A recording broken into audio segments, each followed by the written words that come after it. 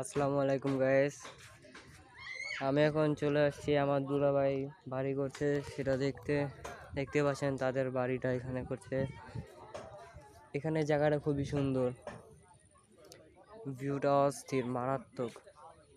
যদি আমি কখনো এরকম জায়গায় বাড়ি করতে পারি তাহলে তো আলহামদুলিল্লাহ। চলুন ভিতরে গিয়ে দেখি জনগণদের উৎসাহ আর বাড়িটা। ভিতরে এসে পড়লাম। এই যে ছোট ভাইয়েরা বোনেরা খেলছে আমার। এই দেখুন আমাকে ইট দিয়ে হামলা করছে।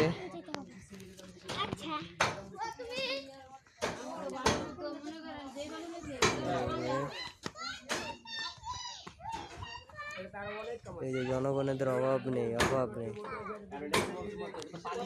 এখানে আমার আব্বু আমু ফুফু ছোট বোন ওই যে হাত দিয়ে লুকাচ্ছে, কাকি ফুফু বোন, এই যে আমার দুলা ভাই।